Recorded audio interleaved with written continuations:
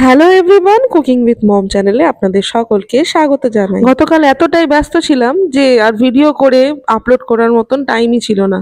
তাই আজ বসলাম বেশ আটঘাট বেঁধে ভয়েস ওভার দিতে। যাই হোক, এটা পরশুদিনের ভিডিও। পরশুদিন আমার বামা খ্যাপা অর্থাৎ পতিদেবকে নিয়ে বেরিয়েছিলাম বাজার করতে, তাও সরস্বতী পুজোর বাজার। এই ভিড় ঠেলে বাজার করা কতটাখানি ঝক্কির হবে সেটা আমি আগেই আন্দাজ করেছিলাম। দেখা যাক ভিড় ঠেলে কতটা কি নিতে পারি। আর মূর্তি কেনারও কথা আছে, কারণ অনেকদিন পর আমাদের বাড়িতে মূর্তি পুজো হবে, তাও আবার পুরোহিত দিয়ে। তাই এইবারের পুজোটা একটু স্পেশালিটি রয়েছে। তো সেই কারণেই একটু তোড়জোড় করা হচ্ছে আর কি। তার মধ্যে আমাদের বাড়িতে নতুন বউ এসছেন, তো ওকেও নেমন্তন্ন করা হয়েছে। নিজের বাড়িতে নেমন্তন্ন একটু অবাক লাগলেও এটাই সত্যি, কারণ ও কর্মসূত্রে বাইরে থাকে, তো ওকে আমন্ত্রণ করে আনা হয়েছে। তো আমার বড় সেই সূত্রেই আমন্ত্রিত। তো দুজনকে নিয়ে এখন এই পুজোটা হবে। মাস কয়েক আগে এসেছিলাম ভাইয়ের বিয়ের বাজার করতে, সেই দোকানেই এসছি আবার সরস্বতী পুজোর বাজার করতে। যাই হোক, সেরকম কিছুই বিশেষ নেই, কারণ দুদিন ধরে পুজো হচ্ছে। তো আগের দিন হয়তো একটা পুজো হয়ে গেছে, অনেকেই পুজো করে নিয়েছে। আজকের দিনের জন্য মানে যেদিনকে পুজো হয়েছে সেদিনকের জন্য মূর্তি বা পুজোর জিনিস একটু কমই আছে। তো মূর্তির বাছাই পর্ব চলছে, যদিও বাছাই করাটা ঠিক শুনতে লাগবে না। তাও সরস্বতী পুজোর মূর্তি কেনার একটা আলাদাই একটা অভিজ্ঞতা, সবারই একটা এক্সাইটমেন্ট কাজ করে। আমাদের জানা ছিল যে দাম বাড়বে, কিন্তু এতটাই যে দাম বেড়ে যাবে সেটা আমাদের জানা ছিল না। ফলগুলোর এত দাম, মানে আর তেমনি ভালো ফলও পেলাম না। যাই হোক, সরস্বতী মাকে নিয়ে আমরা টোটোতে করে ফিরলাম, মাও একটা সিট পেয়েছেন।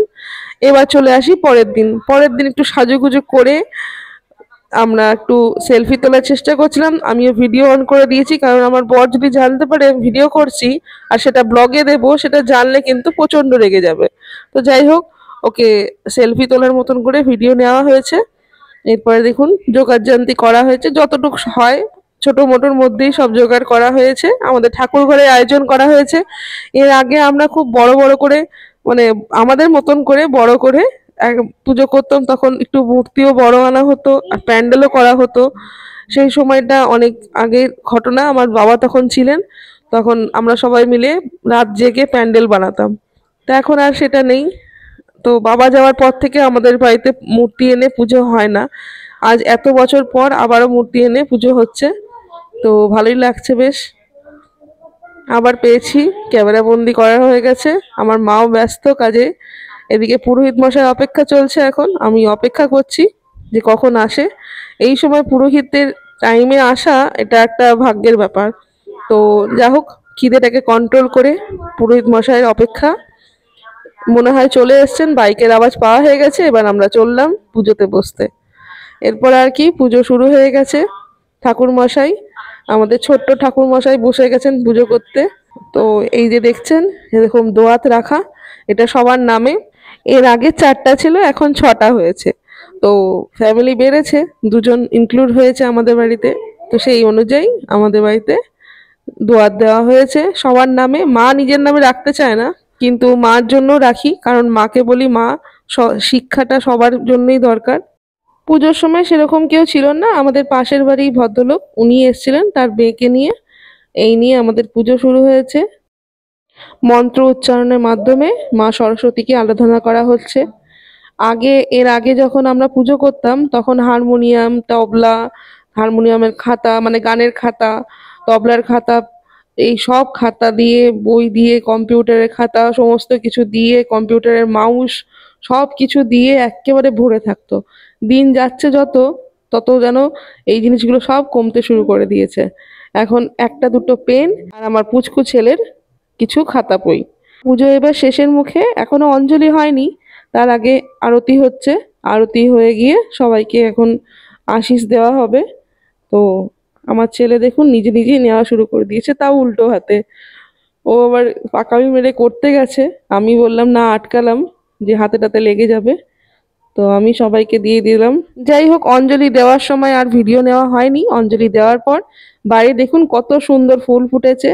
সেই ফুল আর সুন্দর রোদটাকে উপেক্ষা করতে পারলাম না। তার উপরে সাজুগুজু করা ছিল সবারই। তো সবারই ইচ্ছা হলো একটু করে ফটো তোলা।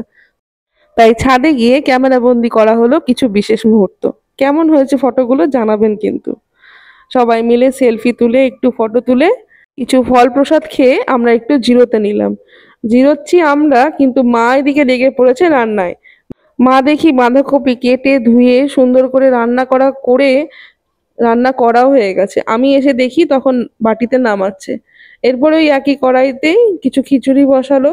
আজকে আমাদের সরস্বতী পুজোর দিনে বিশেষ করে কোনো ভোগে দেওয়া হয় না, কিন্তু খিচুড়ি রান্না হয়। তো আজকে সেই প্রথাই, আজকে অন্যরকম হলো না, আজকেও খিচুড়ি হলো। তো আদা জিরে ধনে দিয়ে চালটাকে ভালো করে জিরের সাথে ভেজে নিয়ে হলুদ টলুদ দিয়ে অলরেডি মুগ ডাল ভেজে সেদ্ধ করে রাখা হয়ে গেছে, সেই জলটা দিয়েই কিছুটা সেদ্ধ করে নেওয়া হবে। আর পুরো পরে যখন কিছুক্ষণ হয়ে যাবে, মোটামুটি 80% 90% হয়ে যাবে, তখন ডালটা দিয়ে আবারও ভালো করে ফুটিয়ে নেওয়া হবে। এইটা এরকম ভাবে খিচুড়ি হয় না, যদিও মা আমাকে বলছিল তুই এগুলো ভিডিও নিস না। তবে এইভাবে করার একটাই কারণ হলো, সেদিনকে পুজো করতে করতে এতটাই দেরি হয়ে গেছে যে খিচুড়ি বসাবে, তার জন্য একদম সময় ছিল না। তো খিচুড়িটা বসাতে বসাতে প্রচুর দেরি হয়ে গেছিল, যার কারণে এই তাড়াতাড়ির মধ্যে এইভাবে করা হয়েছে আর কি। ভালো করে ফুটে গেছে দেখুন, এদিকে ডালও দেওয়া হয়ে গেছে। আমি এখানে কোনো কাজ করছিলাম সেই মুহূর্তে দেখুন ডাল টাল দিয়ে মা প্রায় খিচুড়ি প্রায় রেডির দিকে। এরপর একটু ঘি ছড়িয়ে দিয়ে একটু গরম মশলা দিয়েছিল হয়তো, সেটা দিয়ে একটু মাখামাখি করে এরপরে পরিবেশনের পালা। পরিবেশন সবার আগে সবাইকে করে দেওয়া হলো, আমাদের দুজন বিশেষ অতিথিদের, মানে আমার বর আর আমার ভাইয়ের বউ, দুজনকে দেওয়া হচ্ছিল।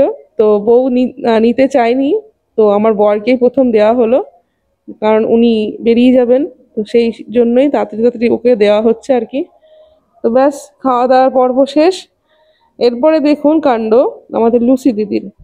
আমরা সবাই এখানে খাওয়া দাওয়া করছি, উনি দেখি দুয়ার ঘাটে বসে আছেন, মাকে দেখছেন। কিছু একটা অন্যরকম একটা মনে হচ্ছে ওর, বোধ হয়, জানি না। ওর মনে হলো এই মেম্বারগুলো তো সবাইকে চিনি, কিন্তু ইনি আবার কে? তো ইনি চেয়ারে বসে দেখছেন, কি দেখছেন আমি জানি না। আমরা জিজ্ঞেস করলাম, আমার ছেলে বলছে তুই একটু নম কর নম কর। তো নম করবে কিনা জানি না। যাই হোক, এই ছিল আজকের ভিডিও। কেমন লাগলো আমাকে জানাবেন কিন্তু। এরকম ব্লগ যদি দেখতে চান তাহলে কমেন্ট করে জানাবেন। ধন্যবাদ।